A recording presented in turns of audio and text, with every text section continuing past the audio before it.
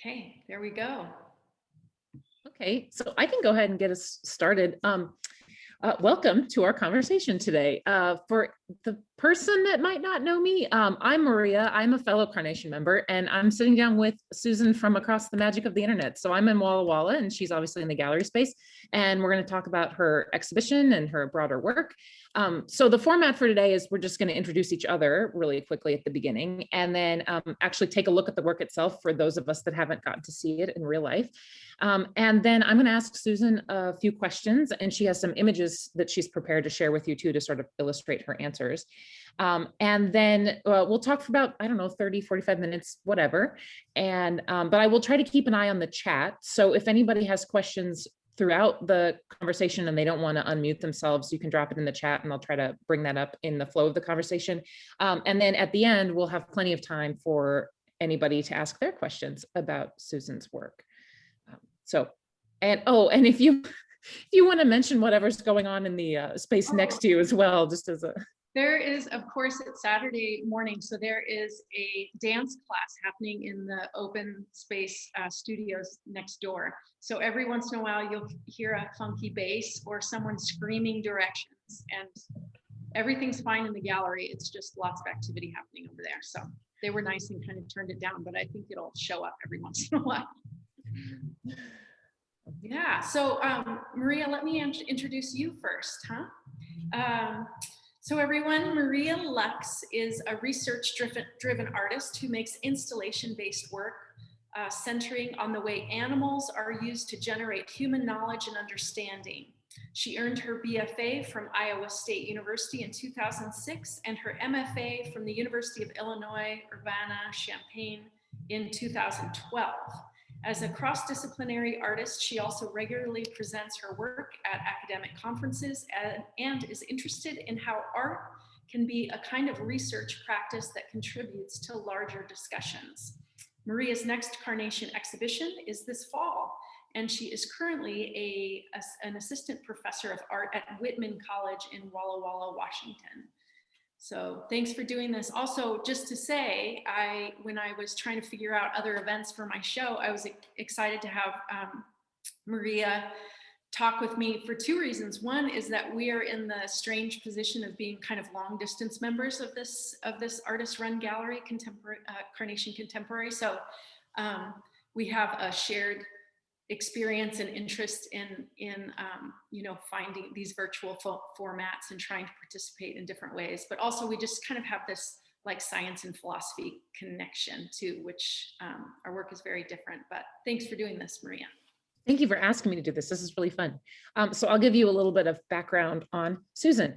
Susan Murrell has been awarded residencies at international programs such as Yaddo, Ragdale, and most recently Arteles in Finland and Westfjords in Iceland.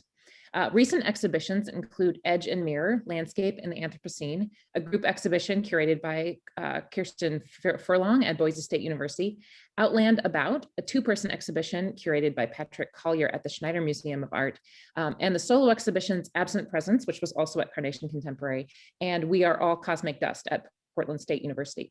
Susan has been awarded many professional opportunities supported by the Ford Family Foundation and the Oregon Arts Commission. She is an associate professor of art at Eastern Oregon University in La Grande, where she glides on crystals and floats down rivers. I made that bio just especially for this show. Yeah. So I can jump in with questions if that sounds good. Yeah, sounds great. Okay. So my first question, so like many viewers out there who can't travel due to the pandemic, I am in the position of seeing your work entirely virtually. So for everyone out there who hasn't seen the work in person, could you maybe just walk us through the space, show us what we're going to be talking about? In particular, I'd love it if you could reveal some of the materials of the work, because it strikes me that some of the more hidden choices, like the construction of the soft sculptures, hold really interesting meanings. I know you mentioned some of that in your Instagram Live event, and I thought that was really interesting. Cool. Yeah, sure. So I am going to, I'm going to share my screen, and I was lucky enough to get a first video back from Mario Gallucci, who's a professional photographer that documented this space. So you will be spared my really poor cinematography skills, and I'll just kind of talk through his walkthrough of the space. So this is when you come into the gallery, you're kind of hit with this wall and come in with this very beginning piece. What you see there is sand on the floor too, to continue the line, and all of these multiple panels. I didn't know what these would be. This is watercolor and a vinyl paint, which is where the mat comes in on UPO. And I didn't know how all of this would fit together until I actually got here. So I had to sometimes construct different ways that these different lengths would fit together. Sometimes they kind of fit seamlessly, and sometimes it was a little clunkier and harder to figure out. And sometimes I had to paint sections too with acrylic. But I like the jump and the staggering in, you know, some things seeming to mesh together and others almost being a little disconcerting in how they fit. I start my pieces with these huge pieces of paper and do these watercolor pours, which I'll talk about later. And then I kind of get them to fit together. We have on the floor is part painting, like part of the paper actually extends onto the floor. And then I'm merging it with a lot of colored sand. So like blending these edges and creating new imagery with the sand too. And that was like the last thing I could do, you know, once I got the gallery lights set up and everything, because of course it's can get shifted around pretty easily. But here, a new thing that I was doing, and this is like my first take on it, and I'm still kind of considering all the ramifications and how I would do it differently or in the future. But these bricks, I was first inspired by, you know, hearing about the Klamath River dams, and then of course Trump's border wall. But I also felt like they could be kind of sandbags. And in some way, I just wanted them to feel like this futile attempt to control a natural environment or some force that was much greater than itself. And they are made out of, thanks to the Heather Tomlinson at the EOU art department, they're made out of scraps from some singing monk musical. So they're monk robes, and they're stuffed with, thanks to Spooltown, they're stuffed with off debris from their manufacturing process of washable maxi pads, glad rags. They produce those. So I thought that, I know nobody knows that, but it just made me laugh in the studio when I was putting it all together. So the wall of patriarchy is made of colonial monks. But yeah, there's acrylic in here. It tends to have a clunkier kind of real visceral material feel, the sand, and then watercolor and flash. So lots of different things. I think that's about it though, in terms of material. And this is kind of the wider view. What I love about having Mario take pictures for me is whenever I take pictures of my own work, all this blue-black turns into the same color. It just flattens out. But of course, he has his photographer magic and is able to show all the differences and nuances of that color. So it makes it feel a lot more jumbled and kind of alive, I think. So yeah, here he's just kind of backing back out. There we go. And obviously I'm in the space, so later if we have questions, I can take my computer over there, but I thought I would probably be making you sick if that was the case. That's so lovely to see it documented, like to get the whole picture at once, because I've seen it like in little pieces, you know, online, but hadn't seen the whole picture. I've never had a video done of my work, but this one seemed like it needed to be that way too. Yeah. One thing that's like, so it sounds like you used sand in your work previously. This is a material that you've had a lot of experience with. But one thing that really strikes me is how perfect of a material it is for this show about water. And that like you have these like these like wall pieces, this like, the sense of like rocks that if water had its way, it would all become sand. Like everything would get worn down into these small pieces, and that like the sand is like water and it's like paint. And anyway, Yeah. can you talk more about the kind of blue-black background and like how that has figured in your work? I know you talked before about like kind of switching positive and negative space, or exterior and interior spaces, and like how that has changed over your body of Yeah, work. I've been fascinated by this sort of presence, and I have to say I look at older work, and I find these navy blues every once in a while, but it really hit home when I was going through a process of mourning when I think Maria, you and I have talked about it before, but my partner Doug of 14 years was diagnosed with ALS, and then died 2 years later. And like this piece, this Anish Kapoor piece, Descent into Limbo, was just kind of, if there was ever like a visual representation of what I felt like we were doing for 2 years, this is it.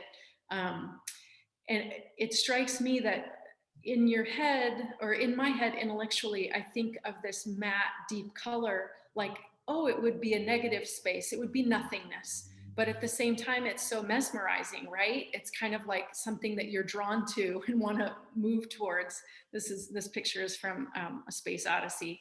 I feel like it feels like something that's drawing you in, but is it all possibilities, all nothingness? Is it an entryway to the other side? So that really spurred me to use this. This is an image that came about through that grieving process, where I just really I wanted to illustrate this idea of just moving towards this blackness, this crack. Not, it's infinite possibilities, and it's also the end, or maybe it's the beginning, transitional space. So in this piece, this is when I started a few things. I started using these composite paintings, but also where I kind of gave that deep, dark blue black a lot more, a lot more presence, and it became a character in my work, I would say, in a way that it hadn't before, where before it was perhaps just more aesthetic. And I love here, I don't know, hopefully she got her sound working, but my grief counselor from hospice, Teresa Smith-Dixon, she talked about this blue-black being always being a color of mourning for her and grief.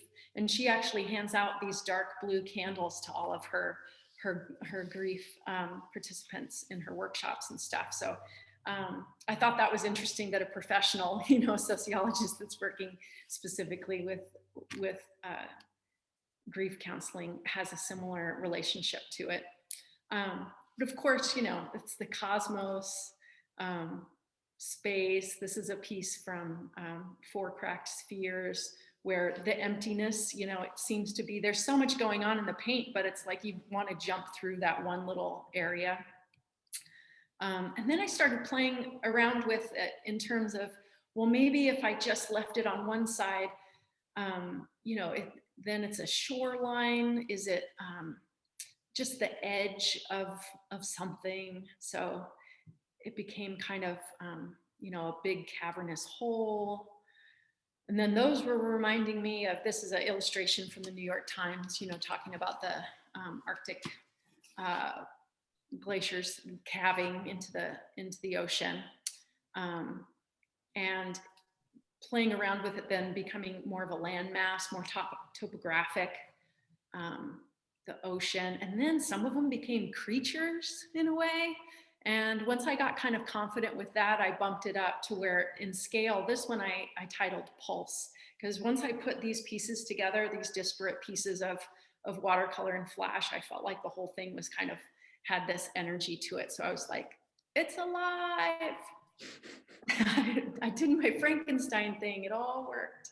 Anyway, yeah. So that's blue black. I don't think I'm done with that. It'll happen for a long time. I think there's a lot there. Yeah. So many different kinds of associations that come through the color. I definitely was like, one of those images you showed, like that when they started to become land masses, it's like, oh yeah, there's that like satellite imagery where we just lose all the reflective quality of water and becomes just this abyss, like this total darkness, flat, dark color, and like kind of feels like nothingness in those photographs. I feel like it's captured so well in the paintings and like connects with that. Can we return to the sand again for a little bit? And I'm curious how the use of sand has changed in your work, or if you feel like kind of talking about the process of using that, because that's a fairly unusual material. Yeah. Well, when I got your note that you wanted to ask about the sand, I went back and looked for some older pictures, and I have quite a few, but I'll share this one with you, knowing that I also was a little like, it's so young. It was one of the first times that I was using sand. This is from an exhibition at University of Las Vegas, Reno, at the Shepherd Gallery, Margie Vecchio put me in that, in a show there. And this is, I think this image is from that gallery space, although I had it at Gallery Homeland too, for those old Portland old timers listening to this. And here I was just thinking about, like, I kind of wanted this ectoplasm or something, like something unnamed, to just be dropping in from the ceiling. And then when it hit the floor, becoming substance, becoming something else. And you see there's some sort of analysis or like a quantified, parsing out, piecing together shapes and different areas that are found from what's happening on the ceiling. So this is watercolor on acetate hitting the sand. And in so many ways, it was just, at this point, I was trying to figure out how to make a painting move into the space. Some of it was just really kind of practical, trying to animate things. And this is from Whitman College, before you were working there. This show is called Shell.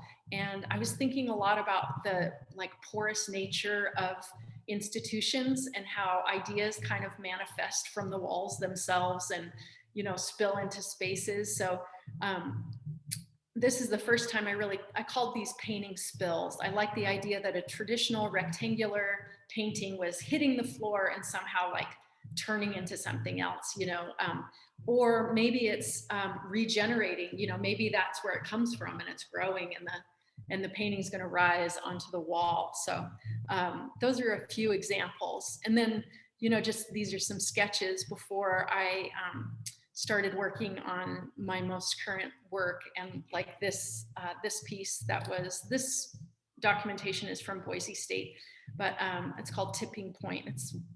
I have pictures of it on my website, but yeah, same thing. Like, is it generating and moving up, or is it coming down? So tipping point, is it the beginning or the end? We're right at that edge. So yeah, in a lot of ways, I remember in graduate school having multiple studio visits, where I had just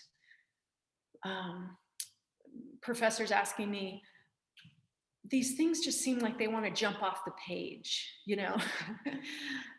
but I'm very much a 2D artist. So I've kind of just like I feel like I've multiplied the page and, redescribed where the page could live. But I'm still like slithering around on the wall somehow in a 2D space. Yeah, it strikes me, I don't know if this is how it feels in the space for other people who have seen it in person, but I imagine that the fact that the sand can still flow in a way, like it's not locked onto the surface of the page like the watercolor is, like the paint is, that like it still has the potential for movement that just seems to activate that floor space to me so much more. Like that it just, like I could touch it and something would go wrong, or I could blow on it and the sand might go away. And so there's like a kind of energy that comes around the continued mobility of that material. Yeah, and plenty of people do, stick their finger in it, or and fun fact, there are quite a few gallery mice in the region. I always find, not always, I haven't actually here at Carnation, but in most buildings, even really nice new gallery spaces, I find little evidence of a mouse running across the top of it. So that's always kind of funny. I love that. What a wonderful surprise, or maybe not a wonderful surprise. I don't know. So along the same lines of like the kind of flowing quality of your work and that sense of motion, can you talk about the way you use watercolor as a material? And I know some people heard the Instagram live event, but I was really struck with your description of like how you use watercolor and how you like use that process to like de-skill yourself and put yourself in a different position in relationship to the work. So I wonder if you could talk about that, maybe expand on that a little bit more. Yeah, sure. I pulled a couple images, just, I mean, not that anyone needs a reminder, but aerial views of planets and just watching about like what water is actually doing and how it's um, moving the earth around. And that quote too, that I have in my artist statement, from Anthony Doerr's book about grace, just about water having a sense of agency, I enjoy the idea of like, wow, what if it's like self-aware and actually has desires, and erosion is a desire and some, wanting to everything to be smooth. But what I found in my own work, and I have fun when the materials kind of near a concept, is just that it's all evaporation and gravity. This is a studio shot from a studio I had in Iceland. This is actually a reclaimed bank president's office. That was my painting studio. A little village lost their bank, and now artists are making artwork in there. But you can see I have Yupo down. It's a polymer paper and just these puddles of watercolor. So over time, the pigments are just dirt, right? They're either the organic pigments are bigger and chunkier and heavier, and they tend to fall first. The inorganic pigments, the stainers like phthalo and alizarin crimson and everything, they kind of float. So even though it's a spontaneous process, I'm maybe a little bit more adept at skilled at like deciding what pigments to put together in what mud puddle, and then just watching what happens there. But yeah, it would take me forever to, and would be much too fussy. Well, that's another part of it, is I like that it's a spontaneous process I get to react to rather than to be in control of every single gesture that's there. I kind of see what happens and then come back into it. So it becomes a call and response with the materials too. Yeah, and then after that's done, after the magic has happened, then it's kind of my time to go back in there and figure out, oh, this is me in my slippers. How am I gonna make this work? Sometimes there might be little areas that I want to paint back into to connect certain disparate panels, but this is that pulse piece in that same studio, or a different studio in Finland, trying to put it together. And this is me in my living room floor. This is part of the piece that's behind me here, trying to fit these, but like those, that kind of agate shape that's right on the right hand side by the tape measure. There was another agate like shape in a different panel. So kind of putting them together so that there would be some continuity, but then sometimes the changes are really stark too. Then I'm just another question about process. You figure a lot of this stuff out, it seems like, elsewhere. And then are you making like a map or a grid, or like, how are you keeping track of how these things are going to go together? And then what happens in the space? Yeah. Also, as you try to like adapt to it. In a perfect world, I have a map. In a perfect world, I remembered to make a map. That's why I have the measuring tape here. Especially the first time that I put it up, I just have a general feel like, okay, this piece is going to be about 9 feet high or something like that. Or I need to hang this panel first because I want it to be on the floor, and then everything else can grow out of it. So in this piece, I had a couple of the bigger elements figured out in my studio at home. And then, like I said, the little winding rivers were kind of crazy making, and I was super overwhelmed trying to get my stuff down here to Portland, and I said, oh, I'll do it there. And that ended up being great because I really could figure out how the line would feel on the wall. I mean, for all the dimensions and charts that, the gallery maps that people give you, you can't really feel it unless you're here and see how you want it to move. So it's kind of a give and take. But tomorrow, during downtime, I'm definitely going to measure out everything that I did and give myself edges. So I know I have a lot more precision about how to do this again, so I don't have to reinvent the wheel. Although if it's in a different space too, I might have the same line continue on and move somewhere else, or there's always that responding to the architecture too. I'm actually really proud of this little space right here. Brittany liked that too. We have folding walls here. We have 2 walls that kind of go like this in the space. So, you know, solutions like that will always happen on the fly. Yeah. Okay, so my next question kind of has to do more with some of the conceptual stuff that's driving the work. We've talked a bit before about what seems to be a shared interest in our work, thinking about the ways that big paradigms shape what we see and our perspectives. So paradigms like colonialism, for example, or like a mindset of human dominance over everything else. So how do you think about that in terms of your work? Yeah, I'm really fascinated by just thinking about how our perspective really shapes our reality in a huge way. This is an older piece. It was actually just a studio piece. I've never shown it formally. It was just in my studio at Yaddo. And there was this leak in the window. Every time it rained or did anything, water would come in. And I was just playing around with the idea of water as resource, and if you really believe in manifest destiny, if you believe that you are part of the chosen people to come inhabit a particular land, and its resources are to aid your abundant lifestyle, someone else is left out of the picture, right? If you're chosen, someone's not chosen. So in this piece, I made all these little tiny map flags that were where the water was coming out of the window. They're really brightly colored, and as these little floaty islands kind of move further away, the piece on the right, move further away, the flags get to be kind of grayed out and washed out, like they're weaker institutions. So I think about these things a lot. I mean, and to me right now, I really believe that climate change, or our current climate crisis, is really the end game of colonialism. It's the logical end. If you are a chosen people that are out to use up the resources of the planet, when the resources are gone, that's kind of it's checkmate time. So I hope that we're undergoing a shift. I also, in terms of paradigms, think about how we conceptualize information. So here's a book that I got this last year that I've been really enjoying, just looking at historic maps and how they represent quantitative information. I love, this is just like comparative river maps, right? So showing how long and big things are. Of course, they're all lined up, so you can see them end to end. But how things like that can really shape your worldview, I think, is interesting.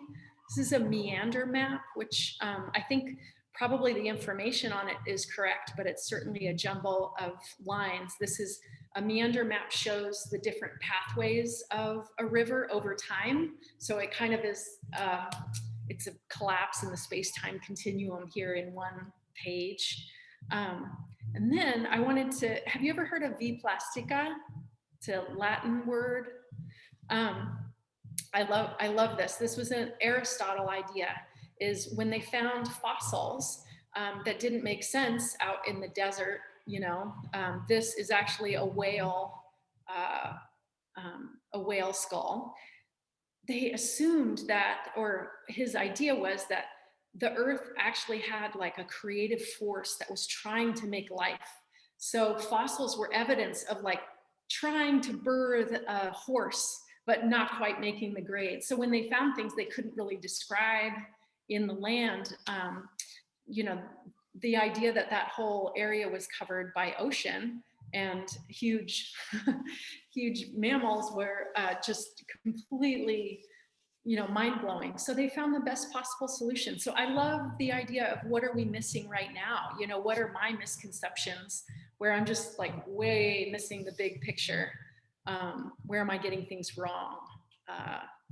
that's actually a fun icebreaker I do with my classes. It's fun for me. It's probably painful and horrible for them. But I ask them all what their biggest misconception is.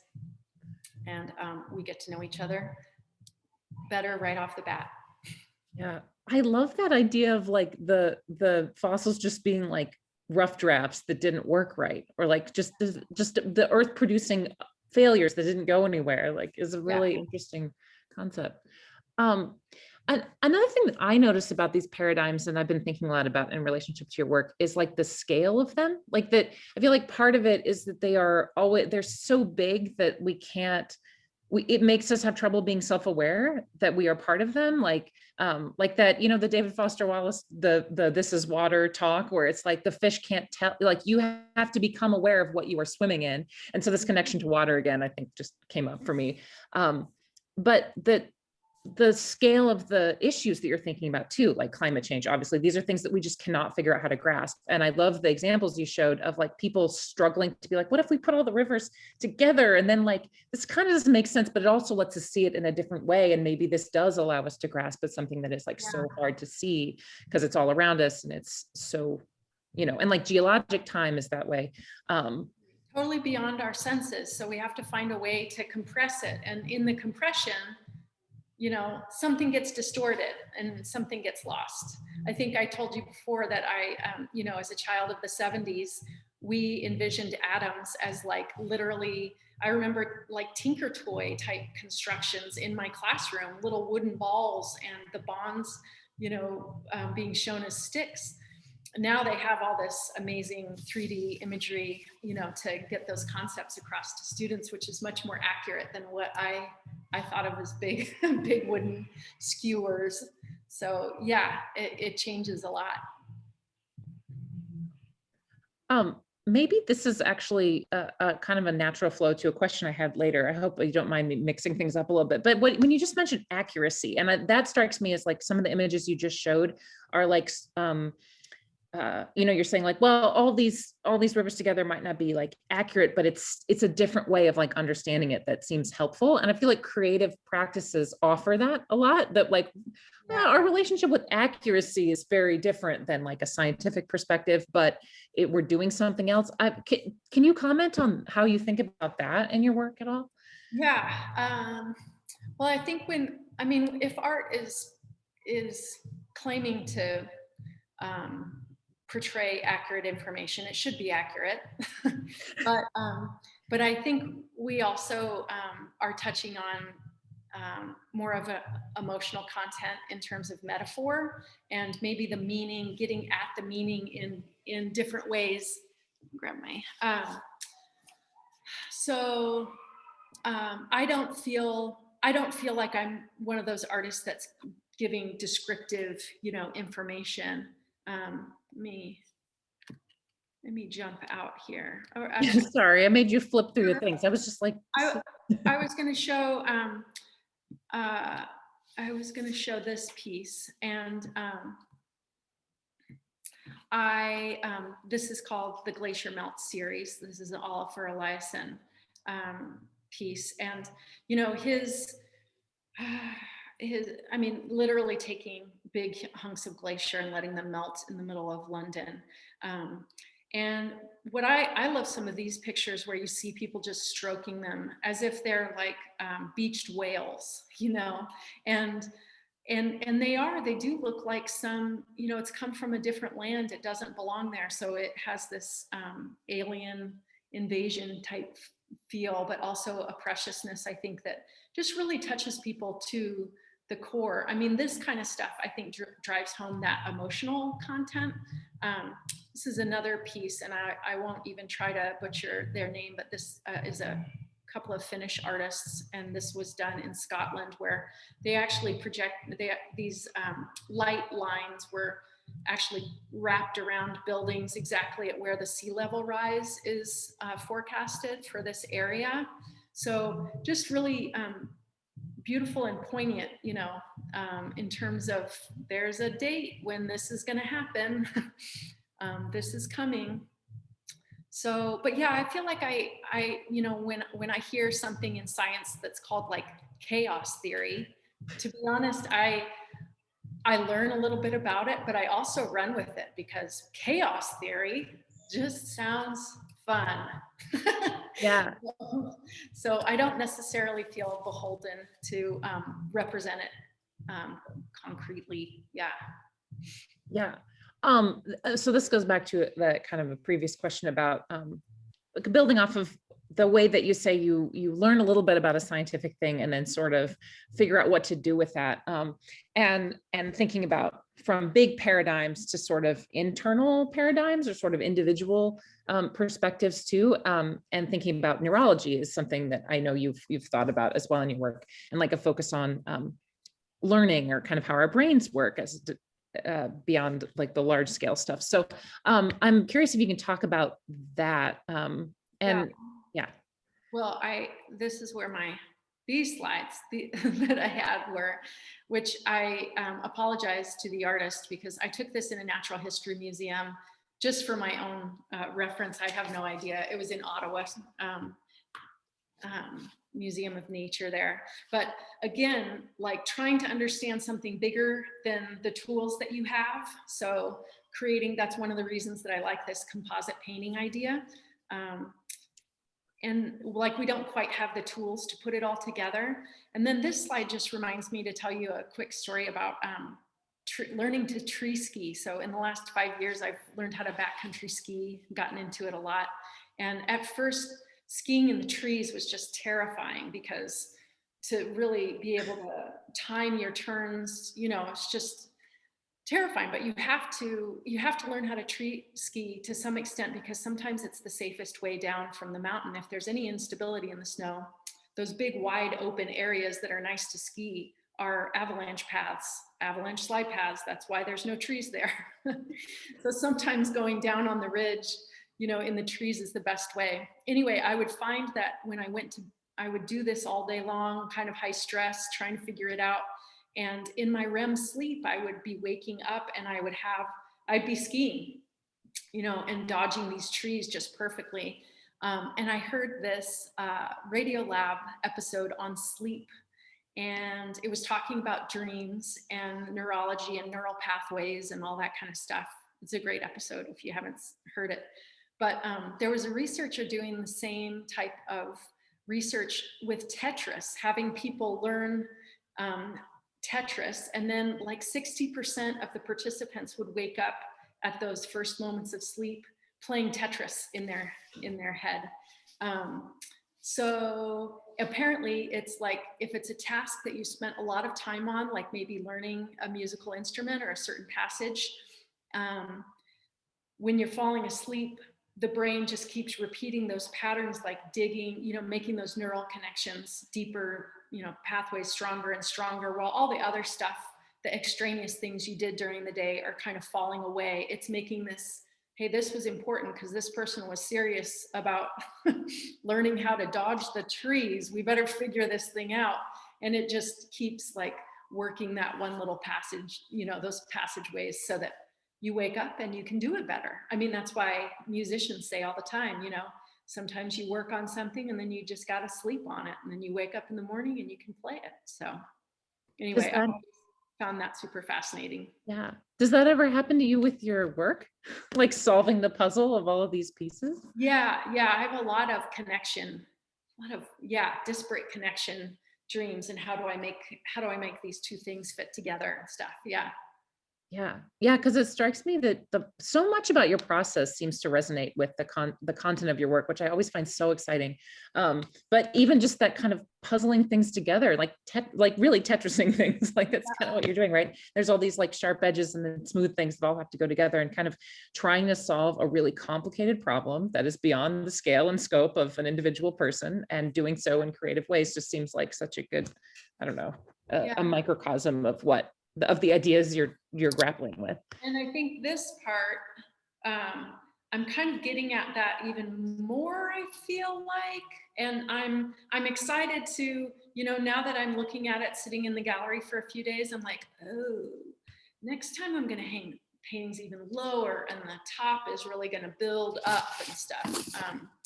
But yeah, it's kind of fun I don't get to spend time necessarily with a lot of my work, just pieces of my work. So to be here in the gallery and sit for a few days has allowed me time to think about next steps too. So it's kind of fun. Yeah. So we're at 11:45 and I want to make sure we have time for other people to ask questions. Susan, were there any images we didn't get to that you want to be sure to show everybody, or should we? So no, that's great. So does anybody in the audience want to pose some questions to Susan or have a discussion? Really, it's a nice small group, so. You can feel free to unmute yourselves and ask your question, or you can type it into the chat and I will read it for you if you'd prefer not to be on camera. Girl, I kind Just of talker. Oh, cool. Oh, Brittany.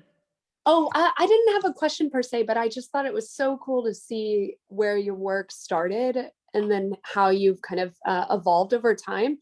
Those were such beautiful pieces. When did you do that work again? The acrylic, it was like the acetone paintings? That was, let's see, you mean coming down from the ceiling? Yeah. That was right out of graduate school. So that would have been 2006. So interesting. It was so cool to see. Yeah, so talented, Susan. That's all. Just a comment. So talented. Hey, Hi there.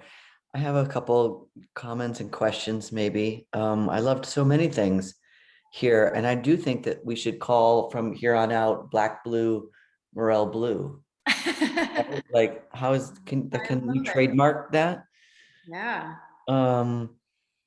Let's see. A lot of this, my note taking is very complex, but one question that maybe is easy that could lead to something more complex is, how did the space at Carnation shape the work?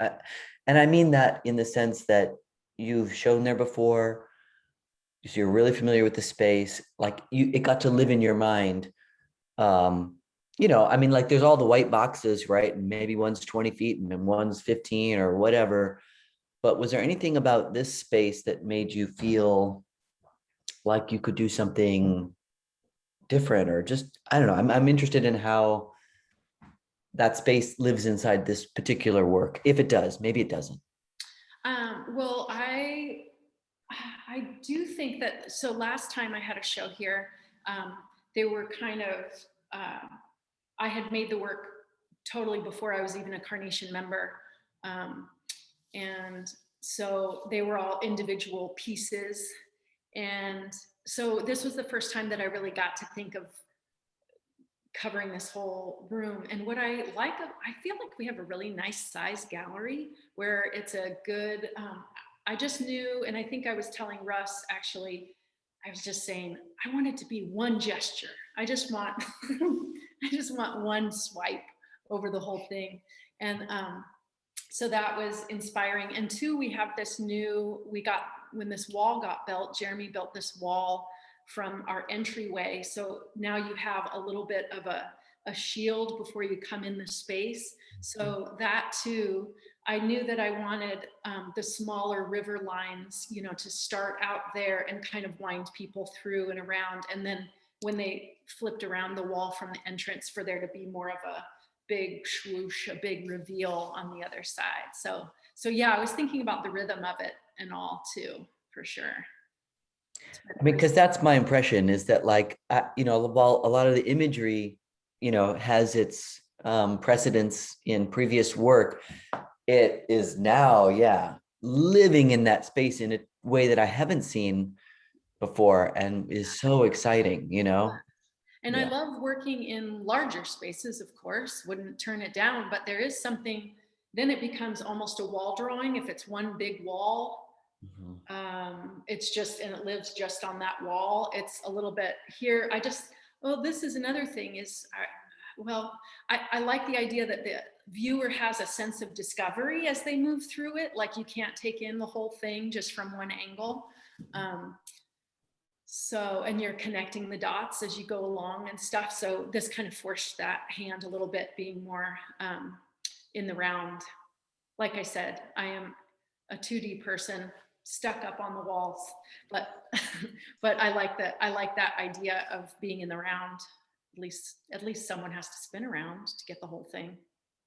Yeah, and that's such an interesting comment. And Susan, I mean, like, especially just where you're sitting, you know, that one gap where it's actually flattened in photographic space, where the two lines meet up, is so beautiful when you think about, like, if water had its way. It's like even bridging gaps, you know, like when we look at it this way, we can see that we can't even see that there's the wall that's separating those two lines, and the water kind of flows into those two wall spaces. Yeah. Thank you. I have one more question if there's time for me to do it. Yes.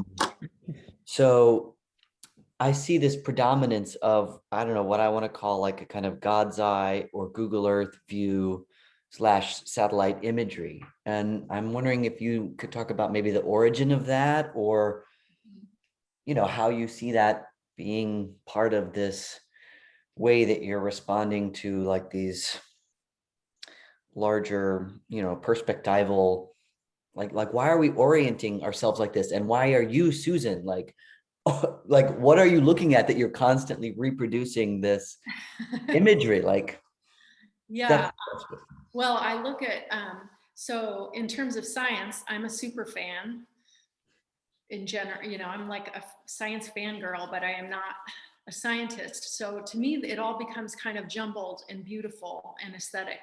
I love follow NASA on Instagram. They're very incredibly clever. NASA does the best posts, but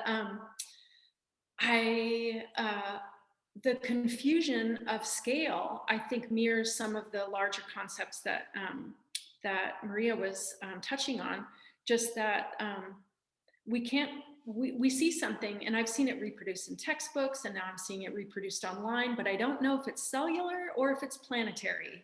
I don't know, you know, it's like a square. I like using squares a lot too, because it gets rid of that, you know, figure, horizon line kind of orientation, figure landscape. And so, yeah, the aerial view, I think, again, it's kind of this destabilizing force, and we're figuring out where we are and how big something is and what we're looking at. And I want people to be engaged with figuring that out while they're looking at my piece. And I know, I mean, to some extent, and as a teacher, you know, I'm always kind of cautioning my students against, like, you don't always have to find a face in the abstract painting, or, you know, you don't always have to describe it that way. But at the same time, I enjoy playing with that ambiguity. I feel like people, I don't know, there's almost like a sense of like authority that comes with scientific imagery, where we're looking at something big and important, but a vast majority of us don't know what the hell it is or really what it means. So I like that. Yeah. Yeah, and that seems really kind of subtly embedded in your choice of, it goes back to that blue-black color of, like, because that's so associated with the satellite imagery, it implies, like, it's not just an aerial view that we could get by standing up high and looking down, or we could get even by being in an airplane. Like, it requires this, like, massive investment of technology to be able to get enough perspective on our planet in order to see it in a way that we can try to understand what's going on. Or, like, but the converse is like the microscopic and the, like, at atomic level, where we need so much help to see it. You know, and that's sort of embedded in the way you're in your color choices, and in kind of the scale that's implied. It's really interesting to me too. Thank you. We have like 5 more minutes if anybody has any last couple questions or comments. Hi, I have a question for you, Susan. Yeah. First of all, thank you for your lovely talk.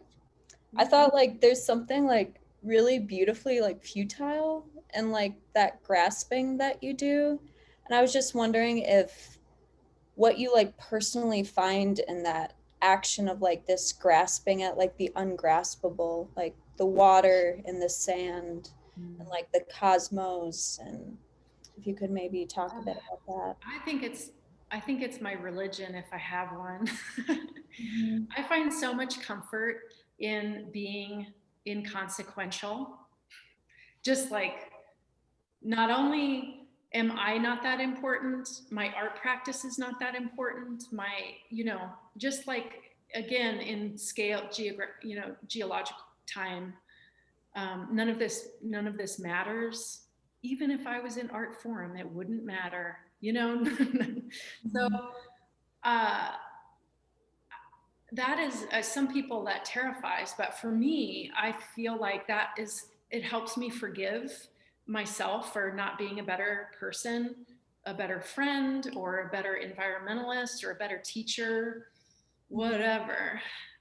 So I really love that. I think that kind of goes back to that first piece I showed about We Are All Cosmic Dust, about Doug's passing. Is I found a lot of comfort in this. I was reading articles about how we literally are reshuffled molecules. We are stardust. Like there is evidence in my body, and I'm still carrying traces of Doug's body in mine because we lived together for so long. And so it's just a very, I like that. It's humbling. And I think it allows me to be a lot easier on myself, just as a failed person. So yeah, thank you. Is Thank that kind of where you were? Absolutely. Yeah. Awesome.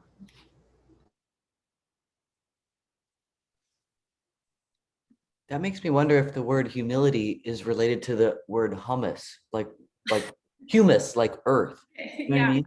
yeah, I think they are etymologically linked. yeah, yeah. We'll have to research our Latin here. Thanks, Pat. I just saw Pat's message. I think she's gone, but oh, there she is. Yeah.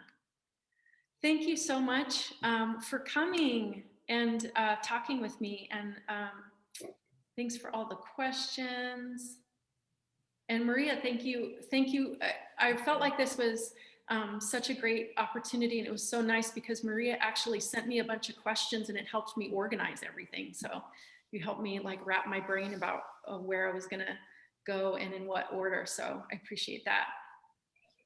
Thank you so much for chatting. It's been so wonderful to hear you talk about your work and to have you be in context with it and see some images even from far away. And thanks everybody for coming today. Yeah, thanks. Love you, Teresa. And Simon's here.